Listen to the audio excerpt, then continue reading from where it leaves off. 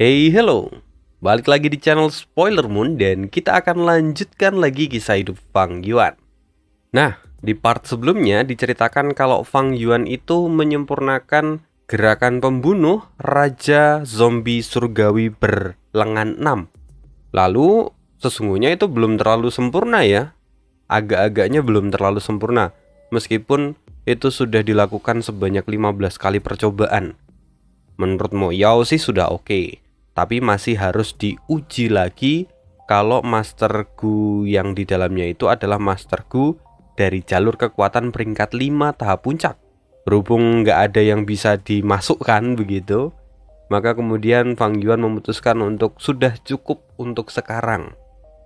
Dia ingin kembali masuk ke dalam gedung 88 Yang. Yah, Fang Yuan ini memang tidak terlalu menampakkan ambisinya, terlebih ketika ada Mo Yao di dalam benaknya. Karena kalau misalnya Fang Yuan terlalu berambisi, nanti Mo Yao jadi tahu segalanya. Ya, ini adalah bentuk kehati-hatian dari seorang Fang Yuan. Lalu, apa yang akan terjadi berikutnya? Kita akan sambung lagi ceritanya di part 119. Akhirnya, setelah Fang Yuan memutuskan untuk kembali masuk ke gedung 88 Yang, Fang Yuan kini segera menuju ke ruang kendali pusat sekali lagi. Kini Fang Yuan tampak bergumam dalam pikirannya. Setelah sekian lama, akhirnya aku kembali lagi ke ruangan ini.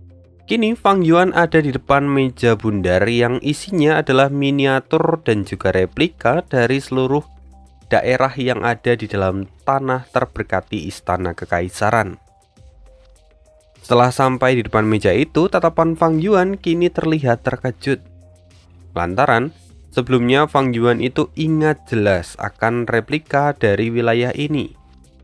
Yang mana seluruh tempat itu sebelumnya ditutupi oleh cairan hitam dan menunjukkan titik di mana lubang warisan DQ itu berada. Tapi sekarang bahkan tidak ada jejak cairan hitam itu sama sekali. Bahkan lokasi warisan DQ kini sudah kembali normal dan terlihat sama seperti wilayah lainnya. Tidak ada lagi jejak yang tertinggal. Mengetahui apa yang dipikirkan oleh Fang Yuan, Mo Yao kemudian berkata, "Jika ada keberuntungan maka ada juga yang namanya kerugian. Junior, kau sudah mengambil warisan DQ dan gedung 88 yang juga telah memperbaiki kerusakan itu. Selain itu juga gua dari warisan DQ sudah tidak ada lagi dan kini sudah digantikan oleh menara kecil seperti wilayah lainnya." Fang Yuan tampak masam, lalu kemudian dia berkata, "Tapi jika tanpa lubang itu, maka aku tidak akan bisa menyempurnakan token pemilikku untuk menjadi token pemilik satu sisi." Mo Yao kemudian menjawab, "Memang itu benar. Tapi harusnya kau berpikir bahwa jika tidak ada lubang, kau hanya tinggal membuat yang baru saja. Memangnya, mengapa aku memberimu gerakan mematikan transformasi tinta dari jalur penyempurnaan? Kau seharusnya sudah bisa menebak itu sejak lama, bahwa cairan mematikan itu adalah bagian dari gerakan mematikan transformasi tinta," kata Mo Yao. Mendengar itu, Fang Yuan pun bergumam. Jika tidak ada celah, maka buat yang baru. Itu terdengar simpel. Tapi nyatanya, membuat lubang yang baru itu adalah sesuatu yang tidak mudah. Bahkan, Fang Yuan sendiri tidak pernah terpikirkan cara untuk melakukannya. Mo Yao tahu apa yang dipikirkan oleh Fang Yuan, jadi dia berkata lagi, "Lubang itu memang tidak bisa dibuat dengan mudah. Terlebih jika kau melakukannya dengan sembarangan, maka itu bisa membangkitkan kesadaran dari The Great Sun yang tertidur. Jika hal itu sampai terjadi, maka kita akan berakhir dengan tragis." Namun untungnya gedung 88 yang ini sudah mengalami begitu banyak perubahan. Karena itu gedung 88 yang sudah tidak seperti dulu.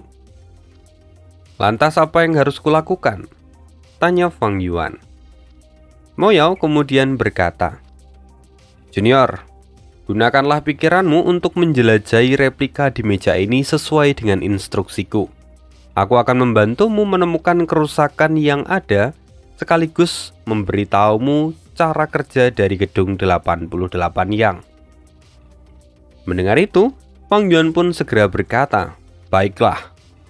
Tindakan Mo Yao sesungguhnya agak di luar ekspektasi dari Fang Yuan. Tetapi pada akhirnya ini akan mendatangkan keuntungan bagi Fang Yuan. Terlebih sekarang Fang Yuan punya kesempatan untuk memahami tentang cara kerja dari gedung 88 Yang.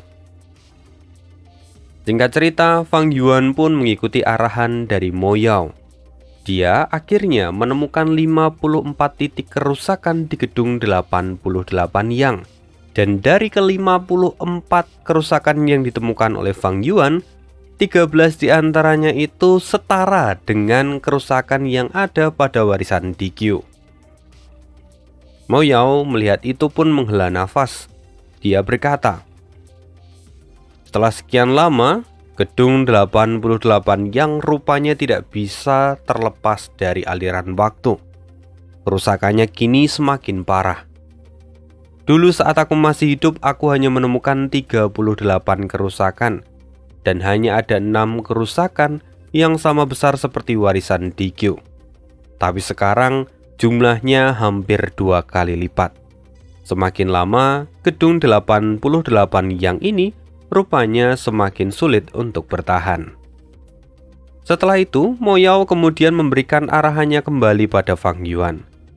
"Junior, sekarang kau dapat menggunakan gerakan mematikan transformasi tinta untuk memperbaiki beberapa kerusakan ini."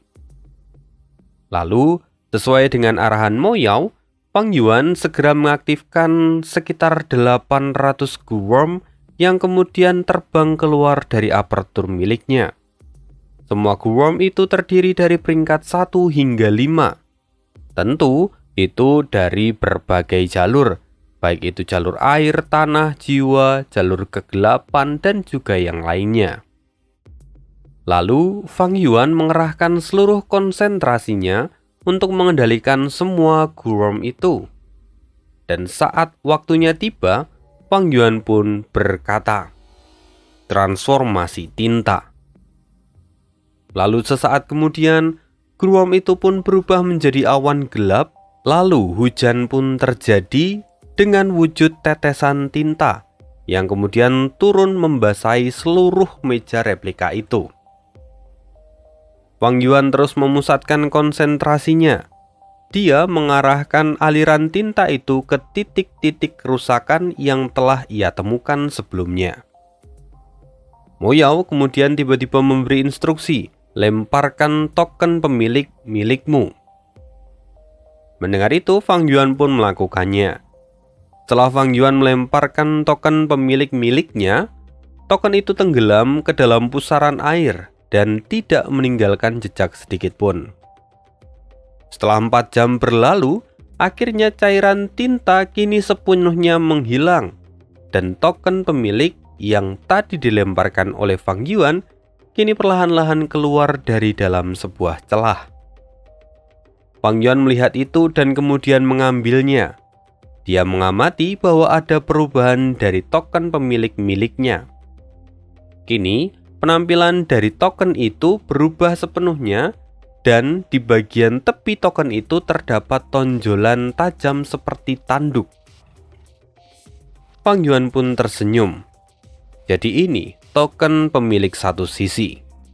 Memang benar bahwa token pemilik kini sudah bertransformasi dan berubah menjadi token pemilik satu sisi, yang mana itu ditunjukkan dengan satu tonjolan tajam di sisi token itu.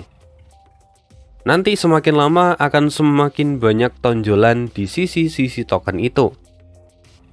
Dan kemudian Mo Yao pun menjelaskan, di gedung 88 Yang, setelah keturunan The Great Sun melewati sebuah lantai, maka token pemilik akan berubah menjadi token pemilik satu sisi, dan dia bisa mengendalikan lantai itu. Lalu pada saat yang sama, keturunannya itu juga bisa masuk ke ruang harta dan mengambil harta karun yang ada di sana tanpa memerlukan pertukaran. Lalu, jika keturunannya bisa melewati sampai 10 lantai, maka token pemilik itu akan berubah menjadi token pemilik 10 sisi, yang mana itu memungkinkan keturunannya untuk mengambil warisan dari The Great Sun yang ada di dalam ruang harta karun tanpa pertukaran sedikit pun. Mendengar itu, Fang Yuan pun tampak bersemangat dan jantungnya berdegup kencang. Warisan The Great Sun. Dia mulai tertarik dengan hal ini. Kemudian, Mo Yao kembali menjelaskan. Benar, Great Sun sudah membuat beberapa pengaturan untuk keturunannya. Dia sengaja mengatur kompetisi istana kekaisaran. Lalu dia juga mendirikan gedung 88 yang dia juga meninggalkan total 88 warisan di dalamnya. Warisan dari The Great Sun itu tentu bukan sesuatu yang kecil. Namun, dalam sejarah, seorang Master Gu yang berhasil melewati 10 lantai itu sangatlah sedikit. Dulu, waktu aku masih hidup, setidaknya masih ada 53 warisan yang tersisa dari 88 warisan yang ditinggalkan. Aku tidak yakin sekarang ada berapa banyak warisan yang tersisa. Tapi sungguh, jujur, aku iri pada keberuntunganmu kali ini. Karena sekarang kita bisa menemukan ada 13 kerusakan. Jika kita menggunakan setiap kerusakan itu, maka kita bisa meningkatkan token pemilik satu sisi menjadi token pemilik 13 sisi. Yang mana itu artinya kau bisa mengambil warisan dari The Great Sun dalam jumlah yang lebih banyak. Mendengar itu, Fang Yuan pun kini tertawa getir lalu berkata, menggunakan semua kerusakan itu? Seperti yang kau ketahui, untuk mengaktifkan gerakan mematikan transformasi tinta, aku menggunakan banyak sekali Gurom langka, dan harganya pun sangatlah mahal. Akan kukatakan saja padamu sejujurnya, bahwa saat ini aku hanya memiliki 2 batu esensi abadi. Karena itu, aku hanya bisa menggunakan gerakan mematikan transformasi tinta itu hanya 1 kali lagi. Karena itu, aku hanya bisa 1 kali lagi menggunakan gerakan transformasi tinta itu. Jadi, menggunakan ke-13 kerusakan itu, rasa-rasanya hanyalah angan-angan semata. Mendengar itu, Mo Yao pun tampak menghela nafas. Sejujurnya, di sini Mo Yao sendiri itu agak dibuat bingung oleh Fang Yuan. Lantaran, dia agak sulit mempercayai kalau Fang Yuan itu hanya memiliki 2 buah batu esensi abadi. Tapi, di sisi lain, dia juga tidak bisa memungkiri bahwa tidak mungkin ada orang yang mau menolak warisan dari The Great Sun. Karena itu, selagi ada kesempatan, biasanya orang akan dengan tamak mengambilnya. Tapi, Fang Yuan kali ini rupa-rupanya justru memilih untuk tidak mengambilnya. Mo Yao mulai berpikir, apakah mungkin memang Fang Yuan hanya memiliki 2 buah batu esensi abadi, atau malah Fang Yuan sesungguhnya sedang mencoba meminta bantuan pada sosok tersembunyi di belakangnya. Mo Yao sungguh tidak tahu, karena Fang Yuan memang membatasi pikirannya, sehingga Mo Yao tidak bisa membacanya. Mo Yao juga merasa bahwa latar belakang dari Fang Yuan itu sungguh misterius dan sulit untuk dipahami. Setelah itu, Mo Yao kembali berkata, Junior, kamu tidak perlu terlalu terburu-buru. Token pemilik dapat saling memusnahkan satu sama lain. Selama kau bisa mengambil token pemilik yang dipegang oleh pemimpin aliansi Heluolan, maka kau masih memiliki kesempatan untuk mengumpulkan token 10 sisi. Mendengar itu, tatapan Fang Yuan pun berubah menjadi tajam, dan dia kemudian berkata dengan suara yang tinggi, apa kau sengaja ingin membuatku melawan Heluolan? Apa kau ingin aku mati? Meskipun tidak sulit untuk menghadapi Heluolan, tapi seluruh anggota klan He ada di belakangnya. Selain itu, dia juga memiliki kekuatan tingkat super, dan ada banyak masterku immortal yang melindunginya. Mo Yao kemudian menjawab, bukankah kau adalah seorang pria yang pemberani?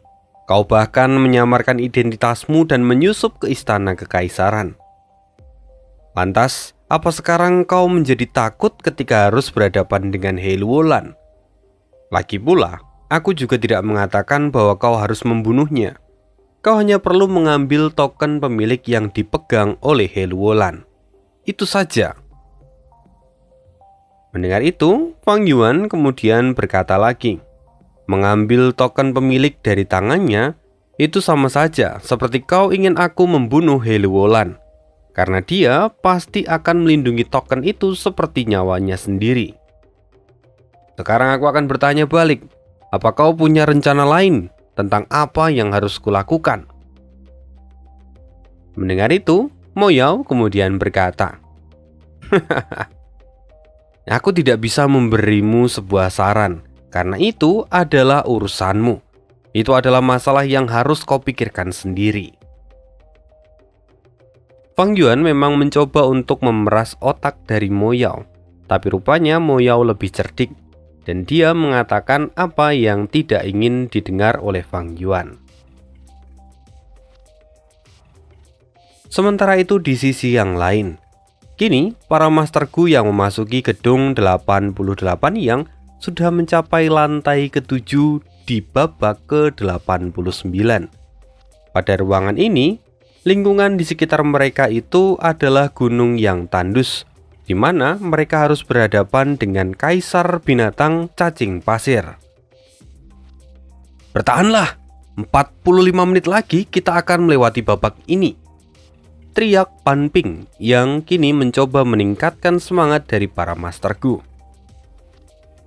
Seiring berjalannya waktu, Pan Ping kini telah menjadi tetua eksternal dari klan He, dan kekuatannya pun kini sudah meningkat dengan pesat. Pada babak kali ini, memang fokus mereka itu ada pada pertahanan. Jika para Master Gu itu berhasil bertahan selama 12 jam di gunung yang tandus itu, maka mereka bisa melangkah ke babak selanjutnya. Tapi, sayangnya, waktu menjadi begitu kejam, karena semakin lama semakin banyak kerugian yang harus mereka hadapi. Kini mereka bahkan hampir mencapai batas kemampuan mereka. Para pasukan kini mulai menggerutu, mereka mulai putus asa, seakan mereka tidak akan bisa melewati cobaan ini. Sementara itu, sang kaisar binatang buas kini bergegas ke garis pertahanan mereka. Pertarungan yang sengit pun tidak dapat dihindarkan. Lalu, di sisi lain, Chang Biao kini berdiri di atas gundukan pasir sambil mengerutkan keningnya. Chang Biao berkata, situasi kali ini sedikit di luar kendali. Kaisar binatang buas ini memiliki gu baju besi peringkat 5. Jika kita membiarkannya terus mengamuk, maka pertahanan kita akan benar-benar hancur. Memang benar bahwa yang ada di depan mereka ini adalah kaisar binatang buas ke-9 yang saat ini mereka lawan. Setelah mengamati beberapa saat, Chang Biao menyadari bahwa jika kaisar binatang buas ini memiliki gu pertahanan yang sangat bagus, tetapi dia itu sesungguhnya tidak memiliki teknik serangan yang kuat. Karena itu, Chang Biao berpikir bahwa lebih baik mereka terus menyerang untuk menghancurkan gu pertahanan milik cacing itu. Setelah Chang Biao menyampaikan rencananya, Ma Yingjie yang berada di sampingnya pun mengambil inisiatif untuk turun ke medan perang. Dia kini berpikir untuk berhadapan langsung dengan kaisar binatang buas itu. Ma Yingjie memang memiliki kekuatan yang besar. Bahkan saat ini dia memimpin kelompok Pegasus untuk menyerang, lalu kemudian memblokir pergerakan dari kaisar cacing pasir. Dan dia dalam waktu sekejap berhasil membalikkan keadaan. Melihat apa yang dilakukan oleh Ma Yingjie, Pan Ping diam-diam mengirimkan sebuah pesan pada Chang Biao. Saudara Chang, apa pendapatmu tentang Ma Yingjie? Mendengar pertanyaan dari Pan Ping, Chang Biao segera tahu apa tujuan dari Pan Ping yang sebenarnya. Bahwa Pan Ping ingin merekrut Ma Yingjie untuk masuk ke dalam aliansi pembunuh serigala mereka. Aliansi pembunuh serigala itu adalah gabungan kekuatan untuk menghapuskan Fang Yuan alias Chang San Yin. Dan semua orang yang ada di dalam aliansi pembunuh serigala itu adalah orang-orang yang menyimpan dendam pada Chang San Yin. Akan tetapi, Zhang Biao kini hanya terdiam dan tidak menjawab pertanyaan dari Pan Ping. Pan Ping sedikit kesal dan kemudian kembali berkata, "Klan Ma mengalami banyak penderitaan karena ulah Chang San Yin. Bahkan Ma Zun, guru dari Ma Yingjie, dibunuh olehnya. Aku yakin Ma Yingjie pasti memiliki dendam tersembunyi pada Chang San Yin." Mendengar itu, Zhang Biao menggelengkan kepalanya dan dia kemudian menjawab, "Tidak. Meskipun Ma Yingjie adalah orang yang sangat tangguh dan gigih, tapi dia adalah seorang pemimpin yang hebat. Menurutku, dia telah mengerahkan seluruh kemampuannya demi klannya sendiri. Dia bahkan mencoba membangkitkan klan Ma dari masa-masa kritis mereka. Demi klan Ma, aku yakin dia tidak akan menentang Raja Serigala Chang San Yin. Selain itu, aliansi kita itu rahasia. Jadi kita tidak bisa merekrut orang dengan sembarangan. Jika kita gegabah, maka identitas kitalah yang akan terungkap." Mendengar jawaban dari Zhang Biao, Pan Ping pun merasa kesal. Dia sekali lagi mencoba untuk mendesak Zhang Biao. "Saudara Zhang, sebagai orang yang berprestasi, mengapa kita sangat khawatir akan hal itu? Chang San Yin hanyalah seorang bajingan. Dia memiliki pasukan serigala di belakangnya. Jika kita menyerangnya, mungkin kita akan kehabisan kekuatan sebelum melawannya. Karena itu, kita tidak boleh mengabaikan masalah ini. Setidaknya kita membutuhkan pasukan dari Master Gu jalur perbudakan untuk melemahkannya, sehingga kemudian kita bisa melawannya. Karena bahkan tanpa jalur perbudakan, Chang San Yin itu masih memiliki jalur kekuatan, dan kita tidak bisa meremehkannya. Kita harus sungguh-sungguh melakukan kerjasama yang baik." Memang benar bahwa Pan Ping dan juga Zhang Biao itu kini sudah meningkatkan kekuatan mereka. Sejak memasuki gedung 88 Yang, keduanya itu mendapatkan begitu banyak keuntungan, sehingga akhirnya sekarang mereka bisa mencapai peringkat 4 tahap puncak. Karena itu juga, mereka kini membuat aliansi untuk melawan Chang San Yin yang tingkatannya jauh lebih tinggi. Karena mereka tahu bahwa jika hanya mereka sendiri, mereka bukanlah lawan dari Chang San Yin. Sayangnya, aliansi yang dibuat oleh Pan Ping dan juga Zhang Biao itu sesungguhnya tidak bisa berjalan terlalu mulus, lantaran keduanya itu sama-sama saling tidak menyukai. Zhang Biao tidak menyukai Pan Ping karena Pan Ping adalah seorang Master Gu dari jalur iblis yang mana sifatnya tidak sabaran dan dia juga bertindak dengan sembarangan dan ceroboh. Tentu Zhang Biao takut kalau misalnya nanti Pan Ping lah yang kemudian merusak rencana mereka. Sedangkan di sisi lain, Pan Ping juga kurang suka pada Zhang Biao karena menurutnya Zhang Biao itu terlalu berhati-hati dan kurang gerak satset. Pada akhirnya, keduanya itu memiliki ketidaksamaan, tapi ada yang membuat mereka bersatu, yaitu mereka berdua sama-sama ingin menghancurkan Chang San Yin. Tentu dengan alasan mereka masing-masing. Saudara Zhang, ayolah, seperti yang kukatakan sebelumnya, kita membutuhkan seorang Master Gu dari jalur perbudakan untuk melawan Chang San Yin.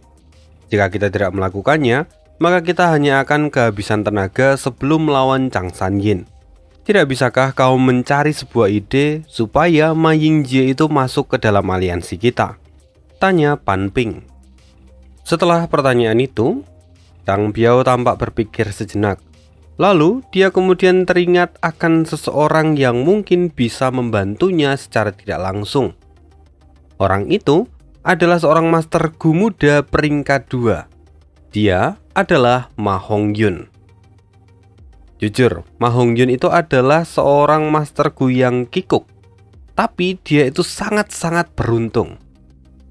Sebelumnya, Ma Hongyun itu berhasil selamat dari kematian karena dia itu dilahap oleh serigala hutan darah.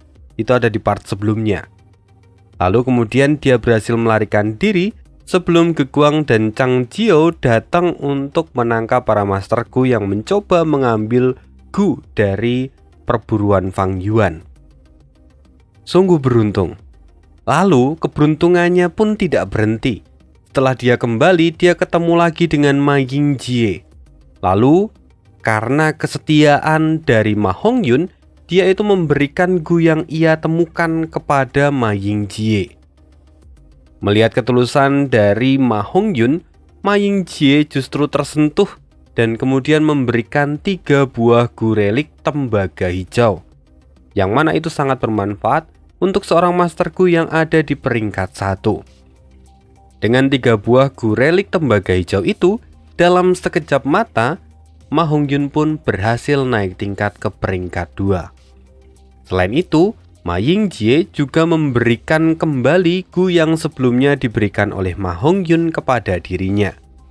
Jadi pada akhirnya Ma Hongyun itu mendapatkan 3 buah Gu relik untuk meningkatkan kultivasinya, dan dia juga mendapatkan Gu yang sebelumnya ia dapatkan di bekas peninggalan perburuan Fang Yuan. Nah, sejak itu kemampuan Ma Hongyun pun terus meningkat. Bahkan dia pun sampai diajak masuk ke dalam gedung 88 Yang. Itu hal yang wajar sebenarnya, karena sekarang Ma Hongyun sudah peringkat 2. Chang Biao berpikir bahwa Ma Hongyun itu sebelumnya adalah pelayan dari Ma Yingjie. Namun sekarang Ma Hongyun itu seakan-akan menjadi orang kepercayaan dari Ma Yingjie. Chang Biao berpikir, jika memang pada akhirnya Ma Hongyun itu adalah orang kepercayaan dari Ma Yingjie, maka dia bisa memanfaatkan Ma Hongyun untuk kemudian menarik Ma Yingjie masuk ke dalam aliansi mereka. Karena ketika Ma Hongyun terlibat dalam sebuah masalah dan masuk ke dalam aliansi mereka, maka Ma Yingjie tidak akan tinggal diam saja. Itulah yang saat ini direncanakan oleh Chang Biao. Namun detailnya kita bahas nanti karena masih ada kelanjutannya. Tidak terasa, akhirnya 45 menit pun berlalu dan mereka bisa melaluinya. Ma Yingjie dan para Master Gu yang lain yang berhasil bertahan di medan perang itu semuanya kini bersorak riang karena mereka telah berhasil menaklukkan lantai ini. Akhirnya kita berhasil. Aku ingin tahu hadiah apa yang akan kita dapatkan, kata salah seorang Master Gu. Dan setelah itu mereka pun menjadi semakin penasaran. Mereka menatap ke arah Chang Biao, Pan Ping, Ma Yingjie dan para Master Gu yang lainnya. Dan setelah itu tiba-tiba ada banyak Gurom yang langsung masuk ke dalam apertur mereka. Termasuk salah satunya Chang Biao, Ma Yingjie serta Pan Ping. Di sana mereka kemudian melihat bahwa ada satu Gu yang sangat menarik perhatian mereka. Itu adalah Gu Jendela Timur, yang mana Gu itu bisa digunakan untuk menyimpan informasi. Setelah melihat isi dari Gu Jendela Timur, Chang Biao, Pan Ping, dan Ma Yingjie secara bersamaan bergumam, Raja Zombie Berlengan 6. Mereka semua mendapatkan cara untuk menggunakan Raja Zombie Berlengan 6. Entah ini kebetulan atau bukan, tapi mereka justru mendapatkan gerakan mematikan Raja Zombie Berlengan 6 sama seperti Fang Yuan. Meskipun pada akhirnya tingkatannya jelas akan sangat berbeda, karena Fang Yuan sendiri mendapatkan Raja Zombie Surgawi Berlengan 6. Ya, kita akan lihat nantinya. Kini mereka bertiga tampak saling bertukar pandang dan ekspresi mereka pun terlihat berbeda-beda. Lalu setelah itu mereka memutuskan untuk kembali dulu ke Istana Suci, karena mereka tidak mungkin lanjut ke ruang berikutnya dengan kondisi badan mereka sekarang. Mereka memilih untuk kembali dan memulihkan tenaga terlebih dahulu. Sementara itu, saat proses mereka sedang mencoba untuk memulihkan diri, Pan Ping dan juga kedua orang lainnya sepertinya melakukan kultivasi masing-masing. Kali ini, Pan Ping mencoba menggunakan gerakan mematikan dari Raja Zombie berlengan 6. Di dalam ruangan rahasia itu, terdapat siluet yang terbang secepat kilat dan memiliki 6 buah lengan. Siluet itu tampak menghancurkan kepiting helm besar hingga mati dengan mudah. Luar biasa, gerakan mematikan Raja Zombie berlengan 6 ini sangat menakjubkan. Menggunakan tubuh zombie untuk menutupi latar belakangku yang tidak mencukupi dalam hal jalur kekuatan. Bahkan dengan pencapaian kecilku di jalur perbudakan, aku masih bisa menggunakan gerakan mematikan ini. Sungguh luar biasa, kata Pan Ping dengan penuh semangat. Pan Ping memang adalah seorang masterku yang berjalan di jalan iblis. Karena itu dia itu kurang sumber kekuatan dan juga dia itu kurang sumber inspirasi untuk mengembangkan diri. Dia sudah berkelana lama, tapi dia tidak memiliki kekuatan yang cukup untuk memberikan serangan yang besar. Nah, kali ini dia mendapatkan gerakan mematikan Raja Zombie berlengan 6. Ini membuat Pan Ping menjadi sangat bersemangat. Katanya, selama aku memiliki gerakan mematikan ini, peluangku untuk menghadapi Raja Serigala akan meningkat 10%. Lihat saja nanti. Raja Serigala aku pasti akan mempermalukanmu hingga 10 kali lipat. Pan Ping sungguh dipenuhi dengan kebencian. Di saat yang sama, di sisi yang lain, Chang Biao dia juga mencoba menguji coba gerakan mematikan ini. Dan Chang Biao pun kini tampak bersemangat. Seperti yang diharapkan dari hadiah yang diberikan gedung 88 Yang. Gerakan mematikan ini benar-benar kuat. Jika aku harus menyebutkan kekurangannya, sepertinya ini hanya kurang dalam hal penampilan ketika aku sudah mulai berubah, kata Chang Biao yang kini tampak menatap cermin di depannya. Dari pantulan cermin itu, Chang Biao bisa melihat bahwa kulitnya kini berwarna hijau keabu-abuan. Matanya kuning dan taring tumbuh di mulutnya. Selain itu, warna rambutnya pun kini hijau kemerahan dan sungguh terlihat berantakan. Lalu, yang paling mencolok adalah punggungnya yang kini tumbuh 6 buah lengan yang bentuknya berbeda-beda dan terlihat sangat mengerikan.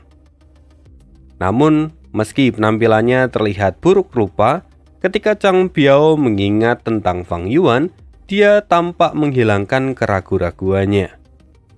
Meski bentuk transformasi ini sangatlah buruk rupa, tapi jika hanya ini yang bisa kugunakan untuk menghancurkan Chang Sanyin, maka aku akan menggunakannya. Terlebih, gerakan pembunuh Chang Sanyin itu hanyalah Raja Bumi berlengan 4 dan Raja Angin berlengan 4. Sedangkan gerakan ini adalah gerakan Raja Zombie berlengan 6. Jelas, ini adalah gerakan dengan versi yang jauh lebih sempurna. Dengan ini, aku jelas lebih kuat daripada Chang Sanyin. Chang Biao pun kini tampak tertawa dan menyeringai. Tidak lama kemudian, seorang pelayan kemudian mengetuk pintu dan berkata bahwa saat ini Pan Ping telah tiba dan ingin bertemu dengannya. Mendengar itu, Chang Biao segera melepaskan gerakan mematikan itu dan meminta supaya Pan Ping segera masuk. Setelah Pan Ping masuk, Chang Biao kemudian berkata, "Saudara Pan, kau kini terlihat sangat bahagia. Apa kau sudah mencoba gerakan mematikan dari Raja Zombie berlengan 6 itu?" Mendengar itu, Pan Ping pun tertawa. "Saudara Chang benar. Gerakan mematikan itu sungguh luar biasa. Meskipun ada beberapa masalah dari gerakan ini.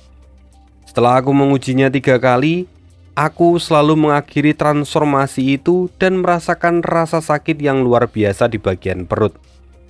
Faktanya, rasa sakit ini semakin parah setiap kali aku menggunakannya. Aku mulai berpikir apakah mungkin ini adalah reaksi dari gerakan mematikan ini." Mendengar itu, Chang Biao sedikit terkejut, lalu kemudian berkata, "Sepertinya gejala yang kurasakan berbeda denganmu." Jika kamu merasakan rasa sakit di perut, aku justru merasa pusing. Bahkan aku juga merasa tuli serta mengalami kebutaan sementara. Sejujurnya, aku juga berencana untuk menemuimu dan mendiskusikan tentang masalah ini. Mendengar itu, Pan Ping pun sedikit terkejut. Lalu kemudian mereka melanjutkan diskusi tentang masalah dari gerakan pembunuh Raja Zombie Berlengan 6. Karena tak kunjung menemukan titik terang dari permasalahan ini, Pan Ping kemudian berkata, "Saudara Chang, kan ada 3 orang yang mendapatkan gerakan mematikan ini. Mengapa kita tidak undang saja dia untuk bergabung dengan diskusi kita?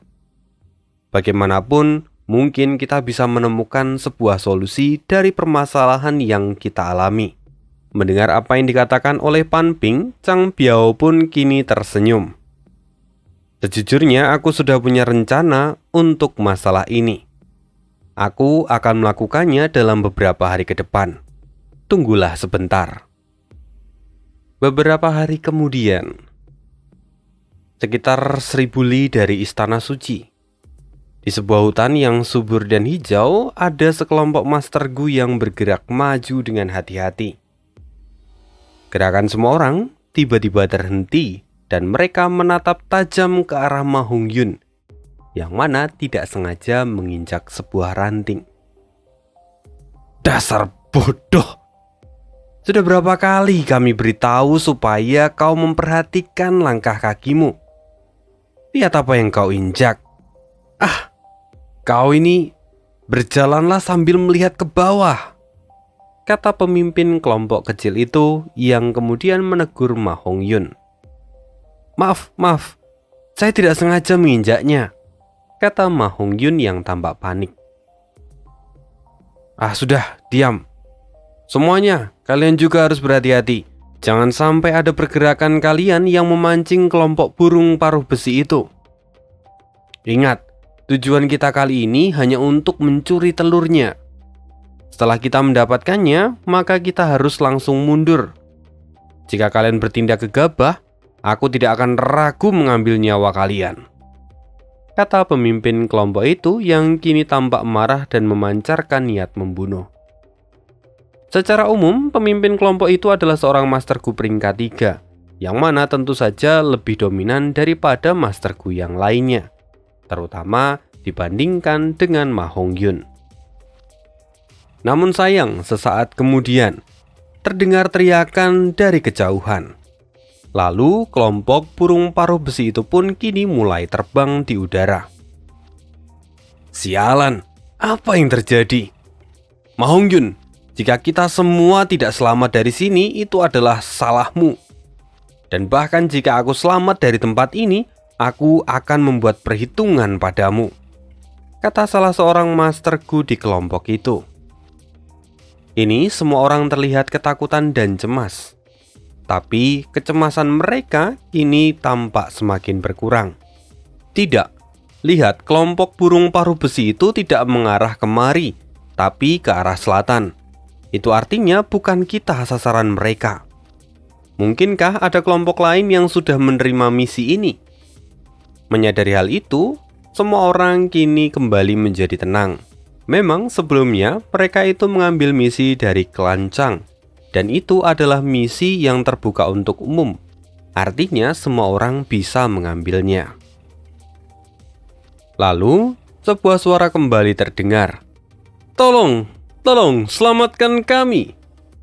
teriak mereka yang kemudian berlari ke arah para Master Gu yang menjadi anggota kelompok Ma Hongyun. "Berhenti, jangan mendekat kemari. Jika kalian datang, aku akan membunuh kalian," teriak pemimpin itu yang kini menjadi panik. Namun, Ma Hongyun tampak sedikit berbeda. Dia kemudian berkata, "Pemimpin, tolong lihat. Mereka itu sepertinya bukan kelompok lain, melainkan anggota dari klan Chang." "Memangnya kenapa? Siapa yang peduli? Jika kau memang ingin menyelamatkan mereka, maka pergilah sendiri. Aku tidak mau berurusan dengan burung paruh besi itu," karena dia bisa membunuh kita semua dengan mudah. Teriak pemimpin kelompok itu yang tampak geram. Ma Hongyun kemudian tertegun sejenak. Sementara itu, sang pemimpin kelompok pun memberi instruksi. Sialan, semuanya, ayo lari. Kita berpencar dan selamatkan diri masing-masing. Ma Hongyun yang masih tertegun, dia tampak linglung dan tidak bergerak. Lalu kemudian sebuah suara menyadarkannya. Tuan, itu Tuan Ma Hongyun, orang kepercayaan dari Ma Yingjie. Ayo minta bantuan padanya, kata salah seorang masterku dari Kelancang, yang mana dia kemudian berlari ke arah Ma Hongyun. Mendengar teriakan itu, Ma Hongyun pun terkejut dan dia tahu bahwa kini nyawanya itu dalam bahaya. Lalu, Ma Hongyun pun memutuskan untuk berlari. Namun sayang, lari Ma Hongyun rupa-rupanya tidak cukup cepat dibandingkan dengan burung paruh besi itu. Ma Hongyun kini tampak mengutuk. Sialan, aku akan tertangkap. Bagaimana bisa mereka bergerak begitu cepat? Apakah mereka menggunakan Tunggu sebentar. Aku lupa kalau aku juga memiliki gu pergerakan, kata Ma Hongyun yang kemudian menepuk jidatnya sendiri saat dia sedang berlari. Seketika dia mengingat bahwa dia sekarang memiliki gu tipe pergerakan, lalu dia segera mengaktifkannya. Dalam sekejap, kecepatan Ma Hongyun pun meningkat drastis. Meski begitu, burung paruh besi kini berlari di belakangnya. Ma Hongyun sendiri kini berusaha mati-matian untuk menghindari burung paruh besi itu. Di sisi lain, Chang Biao yang mengamati itu, dia pun tampak sedikit kesal. Sialan, anak ini sungguh-sungguh konyol. Tapi keberuntungannya itu memang di luar nalar. Kalian, pergi, awasi dia. Jangan sampai Ma Hongyun mati di sini. Kalian diam-diam harus membantunya, tapi jangan sampai ketahuan. Lalu, katakan juga pada Chang Li untuk bersiap. Para Master Gu yang diutus oleh Chang Biao pun segera melakukan tugasnya. Meskipun sesungguhnya ini adalah tugas yang berat, mereka harus menjamin keselamatan Ma Hongyun tanpa boleh ketahuan oleh Ma Hongyun. Tapi mereka juga harus tetap memastikan bahwa burung paruh besi itu tetap mengejar Ma Hongyun sampai akhirnya nanti dia bertemu dengan Chang Li. Ma Hongyun terus berlari secara acak. Dia berlari ke sana kemari dan terus menghindari burung paruh besi itu. Sampai satu titik, Ma Hongyun akhirnya berada di dekat Chang Li. Chang Li kini ada di depannya dan tampak sangat ketakutan. Tuan Ma Hongyun, tolong selamatkan aku. Aku sudah tidak kuat lagi. Chang Li terlihat sangat lemah dan lelah. Pakaiannya pun robek dan memperlihatkan bahu yang memikat. Ma Hongyun yang melihat itu dengan segera menarik Chang Li, lalu kemudian menggendongnya dan berlari sekali lagi. Singkat cerita, Ma Hongyun terus berlari. Walaupun sesungguhnya Ma Hongyun itu harusnya tertangkap oleh burung paruh besi.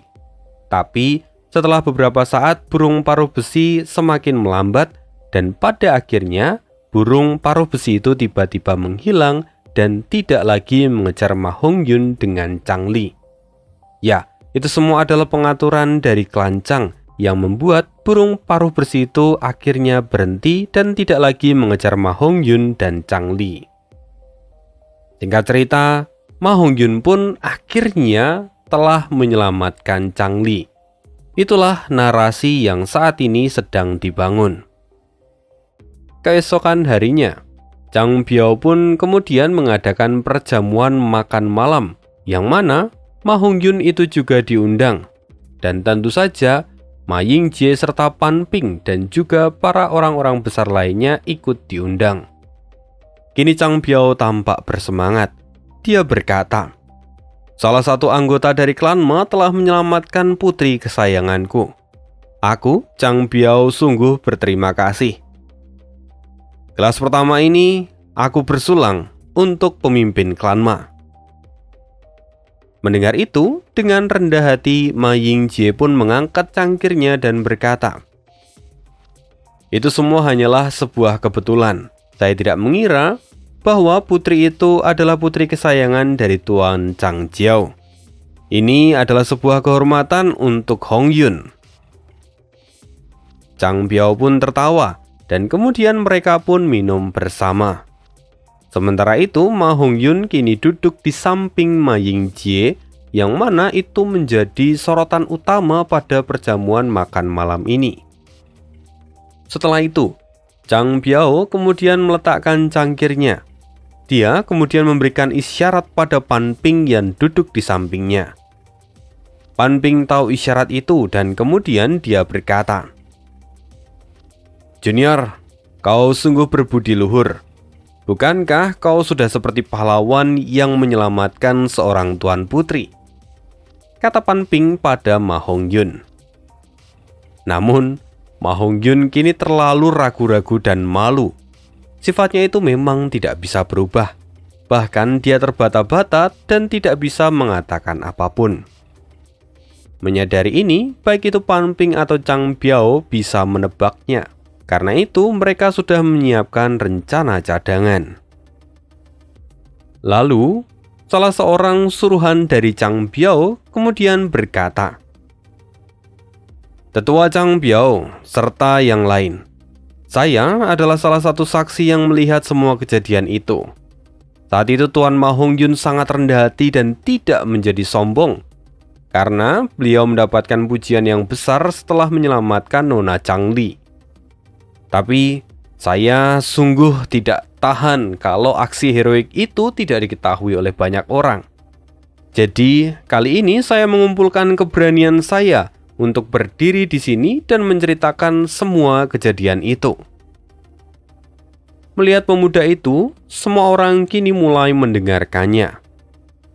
Lalu Chang Biao pun melihatnya dan berkata, "Jika memang begitu, tolong ceritakanlah." Pemuda itu kemudian mulai menceritakan apa yang terjadi di sana. Dia menggambarkan sosok Ma Hongyun sebagai pahlawan yang rendah hati. Dia memiliki pemikiran yang teguh dan sangat hebat dalam melakukan segala hal. Itu sungguh mengagumkan. Dia bahkan tidak takut akan bahaya. Setelah mendengar semua cerita itu, semua orang pun kini bersorak dan memuji Ma Hongyun. Bahkan banyak di antara mereka yang kini pandangannya mulai berubah dan kemudian meletakkan hormat pada Ma Hongyun. Tapi Ma Hongyun sendiri tampak terbelalak dengan mulut menganga. Dia benar-benar terkejut dengan cerita yang baru saja ia dengar. Seolah-olah cerita itu sedang menggambarkan orang lain dan bukan dirinya. Ma Hongyun seolah-olah menjadi orang asing akan dirinya sendiri. Dia seperti tidak bisa mengenali dirinya sendiri. Lalu, selain Ma Hongyun, ada satu orang lagi yang tidak mempercayai cerita ini. Orang itu tidak lain adalah Ma Yingjie, yang adalah pemimpin dari klan Ma. Karena Ma Yingjie itu jauh lebih mengenal Ma Hongyun dibandingkan semua orang. Karena itu, Ma Yingjie tahu bahwa Ma Hongyun tidak akan mungkin melakukan sesuatu hal seheroik itu. Namun, di momen ini, Ma Yingjie tetap akan tersenyum dan tidak akan membantah ucapan dari pria itu.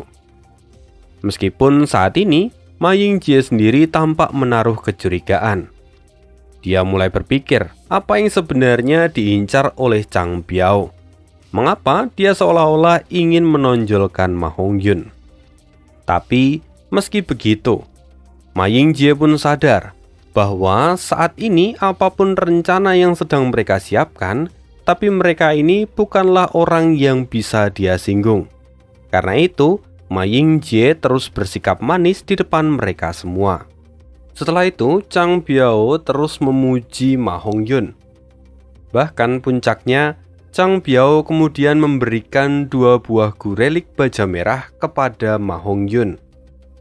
Lalu Chang Biao juga bertanya tentang apa yang Ma Hongyun lihat dari putrinya. Dan di situ Ma Hongyun mengatakan bahwa putrinya itu cantik. Sedangkan Chang Li sendiri juga mengatakan bahwa dia terpesona pada Ma Hongyun. Singkat cerita, pertemuan malam itu pun akhirnya selesai. Setelah perjamuan malam itu, Ma Yingjie kemudian kembali dengan banyak pikiran di kepalanya. Bahkan malam itu dia tidak sempat tidur. Keesokan harinya, Ma Yingjie kembali mendapatkan surat undangan dari Chang Biao, yang mana itu adalah undangan makan malam sekali lagi. Kini, Ma Yingjie kemudian memerintahkan seorang pelayan untuk pergi memanggil Ma Hongyun supaya menghadap dirinya. Di sisi lain, kini Ma Hongyun sendiri sedang bertemu dengan Zhao Lianyun. Tentu, setelah semua yang dilakukan oleh Ma Hongyun selama ini, itu adalah bagian dari instruksi yang diberikan oleh Zhao Lianyun. Di pertemuan antara Ma Hongyun dan Zhao Lianyun, di situ Zhao Lianyun meminta supaya Ma Hongyun itu memberikan gurelik kepada Ma Yingjie. Tujuannya sederhana, supaya mereka bisa tetap menjalin hubungan persahabatan. Meskipun sesungguhnya kalau Ma Hongyun itu menggunakan gurelik bata merah itu, dia bisa meningkatkan kultivasinya hingga peringkat 3. Tapi menurut Zhao Lianyun, persahabatan antara Ma Hongyun dan Ma Yingjie itu jauh lebih penting. Dan ketika dia bisa membangun persahabatan dengan Ma Yingjie, maka kedepannya Ma Hongyun akan mendapatkan lebih banyak lagi kekuatan dan keuntungan. Pada poin ini sesungguhnya Ma Hongyun itu sedikit keberatan, lantaran gurelik bata merah itu adalah sesuatu yang sangat berharga. Sedangkan Zhao Lianyun sendiri dia meyakinkan supaya Ma Hongyun itu kemudian memberikan gurelik kepada Ma Yingjie. Dan Zhao Lianyun juga yakin setelah Ma Hongyun memberikan gurelik itu, maka Ma Yingjie akan mengembalikannya lagi. Itulah yang terjadi seperti sebelumnya, ketika Ma Hongyun mendapatkan gu dari peninggalan yang ditinggalkan oleh Fang Yuan. Ketika itu, Ma Hongyun mendapatkan gurelik sebagai hadiah dari Ma Yingjie. Bahkan, Ma Yingjie juga mengembalikan gu yang ia dapatkan. Sekarang, Zhao Lianyun berpikir bahwa itu akan terulang lagi. Sayangnya, setelah pertemuan antara Ma Hongyun dan Ma Yingjie menerima gu itu tanpa penolakan sedikit pun. Jadi, Ma Yingjie juga tidak mengembalikan gu itu pada Ma Hongyun. Setelah itu, Ma Yingjie kemudian diundang oleh Chang Biao, di mana pada pertemuan itu Chang Biao mengajak Ma Yingjie untuk membicarakan tentang gerakan mematikan Raja Zombie berlengan 6.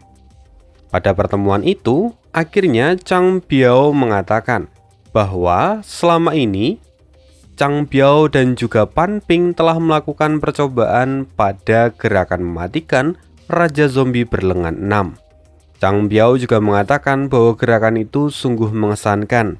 Dan dia juga berpesan supaya Ma Yingjie tidak kemudian memberikan resep itu pada orang lain atau malah menjualnya pada orang lain. Dengan syarat ini, maka Chang Biao kemudian akan membentuk sebuah aliansi dengan klan Ma. Meskipun tentu saja bahwa perjanjian seperti ini harus ada sebuah ikatan. Karena itu, Chang Biao kemudian menawarkan untuk melakukan pernikahan politik antara Chang Li dan juga Ma Hongyun. Sungguh ini mengejutkan bagi Ma Yingjie. Namun karena pernyataan ini, akhirnya Ma Yingjie mendapatkan semua jawaban dari pertanyaan yang membuat dia tidak bisa tidur. Alasan dibalik Chang Biao yang bersikap baik pada Ma Hongyun. Rupa-rupanya Chang Biao ingin menikahkan Ma Hongyun dengan Chang Li. Singkat cerita, kesepakatan di antara mereka pun akhirnya terjalin. Lalu, pada malam harinya, Ma Yingjie kemudian memanggil Ma Hongyun. Dan di situ, Ma Yingjie kemudian memberikan 3 buah gurelik baja merah kepada Ma Hongyun. Dia mengatakan bahwa Ma Hongyun bisa memilikinya karena Ma Hongyun sudah membuktikan kesetiaannya. Ma Ying-jeou juga berpesan supaya Ma Hong-yun terus meningkatkan kekuatannya. Lalu, di akhir, Ma Ying-jeou juga mengatakan bahwa Ma Hong-yun itu adalah laki-laki yang beruntung. Karena sebelumnya, Chang Li yang mengatakan kagum padanya meminta pada Chang Biao untuk menikahkan Ma Hong-yun dengan Chang Li. Karena itu, akhirnya keputusan pun dibuat, dan di hari pertama awal bulan depan, pernikahan antara Chang Li dan Ma Hong-yun akan dilaksanakan. Mendengar itu tentu saja Ma Hong-yun tercengang dan tidak menyangka akan apa yang ia dengar. Tapi keputusan ini sudah dibuat, dan Ma Hong-yun tidak bisa membantahnya. Pikiran dari Ma Hong-yun saat ini kacau, dan Ma Ying-jeou kemudian meminta Ma Hong-yun untuk meninggalkan ruangannya. Akhirnya pertemuan itu pun berakhir. Ma Ying-jeou kini hanya punya satu pikiran yang tersisa tentang gerakan mematikan dari Raja Zombie berlengan 6. Mungkin dia juga ingin mencobanya meskipun dia bukan dari jalur kekuatan. Ya, kita akan sambung lagi ceritanya di part berikutnya. See you again di next video, dan bye.